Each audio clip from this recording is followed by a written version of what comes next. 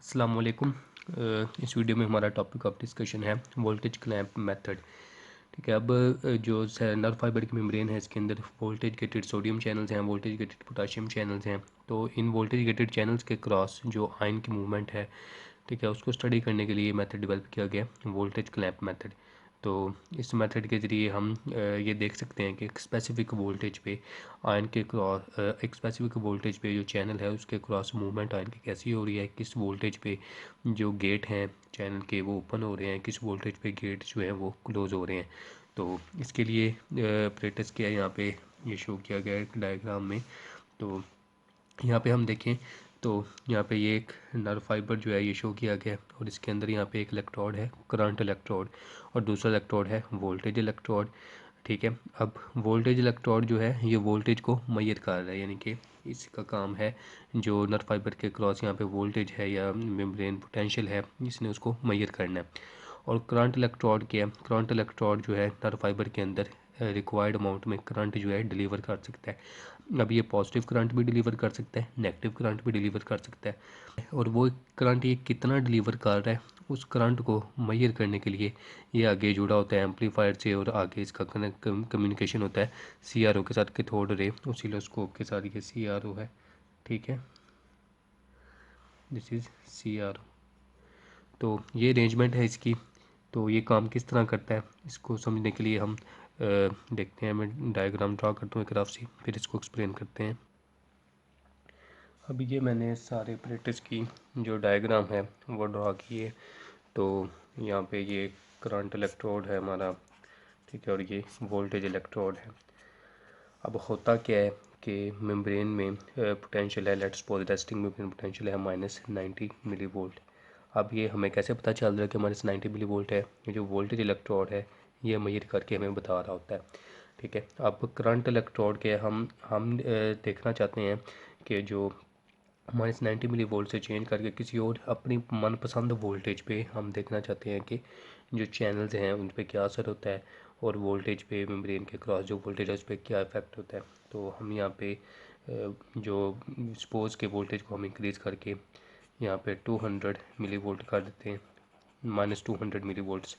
तो negative direction में voltage increase करने से ना तो सोडियम चैनल ओपन हो रहा है ना पोटेशियम चैनल ओपन हो रहा है, तो कोई आयन की मूवमेंट नहीं हो रही, तो मेम्ब्रेन पोटेंशियल में कोई चेंज नहीं आ रहा। ठीक है, तो वोल्टेज इलेक्ट्रोड में हमें -200 मिली वोल्ट की रीडिंग तो मिल रही होगी, लेकिन एज सच कोई आयन की मूवमेंट जो है नहीं हो रही। लेकिन अब इसको हम चेंज करके हम इसको कर देते हैं 0 मिली वोल्ट्स पे। ठीक है, अब 0 मिली वोल्ट पे जब ये जाएगा तो 0 मिली वोल्ट पे सोडियम चैनल जो हैं वो ओपन हो जाते हैं, सोडियम जो है रैपिडली इनवर्ड जो है रश करेगा। ठीक है, पोटाशियम चैनल्स भी ओपन हो जाएंगे, पोटाशियम जो है वाइट की तरफ मूव करने की कोशिश करेगा, यानी कि मेम्ब्रेन जो है डीपोलराइज भी होगी, रिपोलराइज भी होगी। तो इस तरह मेम्ब्रेन पोटेंशियल के अंदर चेंजेस आएंगे। जब ज़ीरो तक हम लेके गए हैं तो सोडियम इनवर्ट रश करने से ये मे बी ज़ीरो जो है +20 मिली वोल्ट तक चला जाए, और उसके बाद जो सोडियम चैनल +20 या +35 मिली वोल्ट तक चला जाए। उसके बाद सोडियम इनएक्टिवेट हो जाएगा, पोटाशियम चैनल ओपन होंगे, वो फिर +35 को -90 मिली वोल्ट तक लेके जाएंगे। तो इस तरह अगर 0 मिली वोल्ट जो है इधर से हम करंट दें और 0 मिली वोल्ट पर करके छोड़ दें, मज़ीद करंट सप्लाई ना करें, तो जो वोल्टेज इलेक्ट्रोड है वो हमें बताएगा कि जो 0 मिली वोल्ट आई उसके बाद सोडियम चैनल ओपन होने से +35 मिली वोल्ट पे गई, उसके बाद पोटेंशियल जो है -90 मिली वोल्ट पे गई। लेकिन हम क्या चाहते हैं, हम चाहते हैं कि जो चैनल ओपन हुए उससे के चैनल ओपन होने से करंट कितना फ़्लो किया। ठीक है, ब्रेन के क्रॉस कितना करंट जो है फ्लो कर रहा है।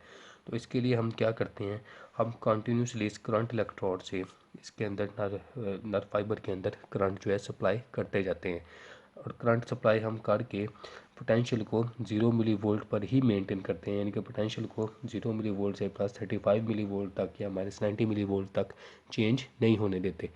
ठीक है, हम इसको 0 मिली वोल्ट पे ही मेंटेन करते हैं।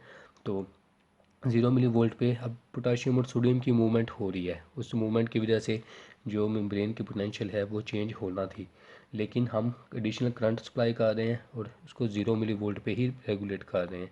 तो इसका मतलब क्या है, इसका मतलब ये है कि सोडियम पोटाशियम की मूवमेंट की वजह से सोडियम जो है अंदर आ रहा था, ठीक है, पोटाशियम जो है बाहर जा रहा था, तो इनके मूवमेंट की वजह से जो करंट इस्टेब्लिश हुआ था उसी मैग्नीट्यूड का करंट हम इधर से अप्लाई कर रहे हैं, लेकिन वो करंट ऑपोजिट पोलैरिटी के है, तो उस वजह से मेम्ब्रेन जो है 0 मिली वोल्ट पे मेंटेन्ड है। तो ये करंट जो है हम यहाँ से कैथोड रे ऑसिलोस्कोप से CRO से हम मेजर कर लेते हैं, तो हमें पता चल जाता है कि 0 मिली वोल्ट पे इन चैनल से कितना करंट, आयन के मूवमेंट की वजह से कितना करंट जो है वो फ्लो कर रहा है। ठीक है, इसी तरह ये प्रोसेस जो है हम +10 मिली वोल्ट पे भी देख सकते हैं। इनके +10 मिली वोल्ट हम मेम्ब्रेन पोटेंशियल मेंटेन करते हैं इधर से कंटिन्यूसली करंट सप्लाई करके, तो +10 मिली वोल्ट पे ही हम उसको मेंटेन करके रखते हैं। तो सोडियम पोटेशियम मूवमेंट की वजह से जो करंट प्रोड्यूस होगा उसको हम मेजर कर सकते हैं, क्योंकि इससे अप्लाई किया गया करंट उसी करंट के मैग्नीट्यूड के बराबर होगा, लेकिन अपोजिट पोलैरिटी का होगा, तो वो CRO से हम मेजर कर लेंगे। तो ये तो था सोडियम पोटेशियम की दोनों की मूवमेंट की वजह से। अब सपोज़ कि हम यहाँ पे एक जो है देते हैं टेट्रिडोटॉक्सिन केमिकल है।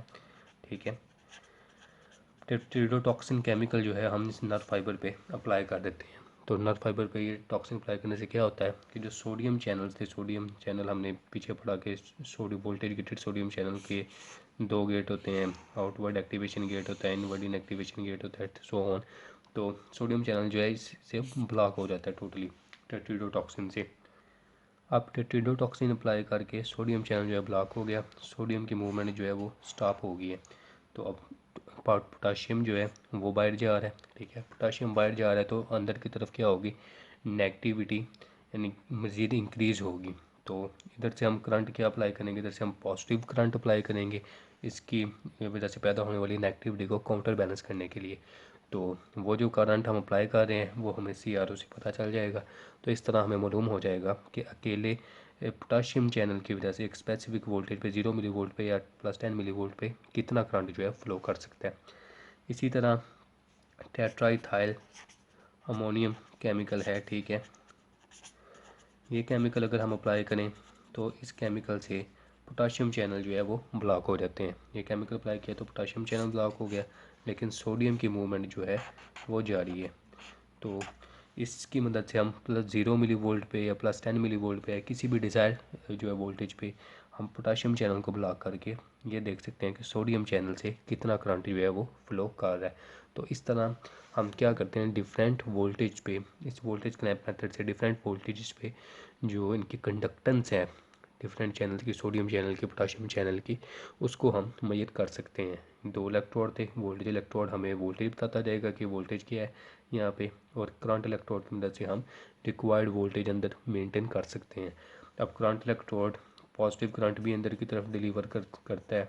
ठीक है, और नेगेटिव करंट भी डिलीवर करता है। अगर इनसाइड हमने नेगेटिविटी क्रिएट करनी है, मसलन -90 मिली वोल्ट से -200 मिली वोल्ट तक जाना था, तो नेगेटिव करंट अंदर अप्लाई करेंगे। -90 मिली वोल्ट से अगर +10 पे जाना है तो पॉजिटिव करंट अप्लाई करेंगे। इस तरह दोनों तरह का करंट हम यहाँ पे अप्लाई कर सकते हैं, और डिज़ायर्ड वोल्टेज पे हम जो मूवमेंट है आयंस की उनसे पैदा होने वाला करंट जो है उसको मेजर कर सकते हैं। यूँ कह लें कि हम कंडक्टेंस जो है चैनल की एक स्पेसिफिक वोल्टेज पे उसको हम इस मेथड से मेजर कर सकते हैं। और यहाँ पे इस मेथड पे जो नर्व फाइबर है मोस्टली स्क्विड का एक्सॉन जो है वो यूज़ किया जाता है, क्योंकि वो बड़ा होता है और उससे जो है प्रोसेस में आसानी रहती है। हम बुक में आएँ तो बुक में भी गाइडन में सारी यही बातें जो है इधर लिखी गई हैं। ठीक है, कि किस इलेक्ट्रॉन इलेक्ट्रोड से हम अपने जो है पॉजिटिव नेगेटिव करंट दोनों अप्लाई कर सकते हैं और डिज़ायर्ड वोल्टेज को मेंटेन कर सकते हैं, और उस वोल्टेज पे चैनल के क्रॉस जो करंट या आयन की मूवमेंट है उसको मेजर कर सकते हैं। और उसके अलावा जो टेट्रिडोटॉक्सिन है वो सोडियम चैनल ब्लॉकर है, tetraethyl ammonium potassium channel blocker है। तो इस तरह ब्लॉक करके हम इंडिविजुअल चैनल से जो मूवमेंट है उसको स्टडी कर सकते हैं। तो यहाँ पे एक ग्राफ बना हुआ है। ठीक है, फिगर 5.9। तो इसको देखें तो इस ग्राफ में उन्होंने 3 मतलब वोल्टेज की डिस्कस की है, -90 मिली वोल्ट, +10 मिली वोल्ट और -90 अगेन। तो ये बता रहे हैं कि -90 मिली वोल्ट था जब इस पे जो कंडक्टेंस है सोडियम चैनल की भी और पोटाशियम चैनल की भी, दोनों की कंडक्टेंस 0 थी। ठीक है, अब जैसे ही पॉजिटिव 10 पे +10 मिली वोल्ट पे लेके आए हैं, सोडियम चैनल भी ओपन हुए हैं, पोटाशियम चैनल भी ओपन हुए हैं, लेकिन सोडियम चैनल जो कि फास्ट ओपन होते हैं ये रैपिडली शूट अप कर गया, और उसके बाद इनकी इनएक्टिवेशन स्टार्ट हो गई। इनके थोड़ी देर बाद ये सोडियम चैनल जो है इनएक्टिवेट हो जाते हैं, क्योंकि अंदर की तरफ जो इनएक्टिवेशन गेट था, जो पिछले लेक्चर में हमने डिस्कस किया है, इनके यहाँ पे भी डायग्राम बनी हुई है, ये इनएक्टिवेशन गेट था, थोड़ी देर बाद ये क्लोज हो जाता है। तो इस वजह से सोडियम चैनल की कंडक्टेंस पहले रैपिडली इंक्रीज़ हुई, उसके बाद कंडक्टेंस जो है इसकी डिक्रीज़ होगी। लेकिन पोटाशियम चैनल का एक ही गेट था, ये पिछले लेक्चर में भी हमने डिस्कस किया, ये पोटाशियम चैनल का एक गेट था। अब मेम्ब्रेन पॉजिटिव होने पे गेट जो है ओपन हो गया, इनके पास 10 मिली वोल्ट पे ओपन हुआ, लेकिन ये स्लो टू ओपन है, स्लोली ओपन होता है, ठीक है। तो स्लोली ये ओपन हो गया पोटाशियम चैनल का गेट, लेकिन ये क्या करता है, इसके ओपन होने से मेम्ब्रेन जो है नेगेटिव साइड पे जाती है, तो -90 मिली वोल्ट या जब रेस्टिंग मेम्ब्रेन पोटेंशियल आ जाती है तो तब ये चैनल जो है ब्लॉक हो जाता है, इसका गेट जो है क्लोज हो जाता है। तो ये डिफरेंट पोटेंशियल पे ये ग्राफ जो है इनकी जो कंडक्टेंस है वो बता रहा है, ठीक है। -90 मिली वोल्ट पे दोनों की कंडक्टेंस 0 थी, +10 पे दोनों की कंडक्टेंस इंक्रीज़ हुई है, लेकिन सोडियम की रैपिडली इंक्रीज़ हुई है और उसके बाद कम हो गई, लेकिन पोटाशियम की ग्रेजुअली जो है इंक्रीज़ कर रही है, उसके बाद ज़्यादा देर तक इंक्रीज़ रहती है और रेस्टिंग मेम्ब्रेन पोटेंशियल पे जाके इसकी कंडक्टेंस जो है अगेन 0 हो जाती है। ये जो सर्किट दिया गया है, ठीक है, सर्किट को आपको ड्रा करने की या रट्टा लगाने की ज़रूरत नहीं है, आपको जस्ट इस प्रोसेस का जो है कंसेप्ट होना चाहिए। तो उम्मीद है आपको इस मेथड की जो है समझ आ गई होगी। अगर आपने चैनल सब्सक्राइब नहीं किया तो चैनल को ज़रूर सब्सक्राइब करें। Thank you.